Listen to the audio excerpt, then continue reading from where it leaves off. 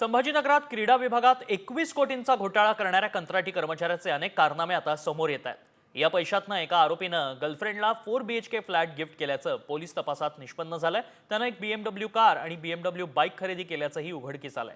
दुसऱ्या महिला कर्मचाऱ्याच्या पतीनं SUV कार खरेदी केल्याचं समोर आलंय। हर्षकुमार क्षीरसागरसह मुख्य आरोपीचं नाव आहे, तो सध्या फरार आहे। तर यशोदा शेट्टी आणि BK जीवन नावाच्या कर्मचाऱ्यांना पोलिसांनी अटक केली आहे। या आरोपींनी क्रीडा संकुल समितीच्या बँक एका खात्यातून 21,59,00,000चा अपहार केलाय। CR नंबर 427/24 प्रमाणे गुन्हा दाखल झालेला आहे। त्याच्यामध्ये BNS कलम 316(2), 316(5), 318(4), 336(2), 336(3), 338, 340(2), 61(2) आणि 35 प्रमाणे हा गुन्हा दाखल झालेला आहे। त्याच्यामध्ये फिर्यादी जे आहेत क्रीडा अधिकारी ते तेजस दीपक कुलकर्णी आहेत, त्यांच्या फिर्यादीवरून गुन्हा दाखल झालेला आहे। FIR मध्ये 3 आरोपी आहेत।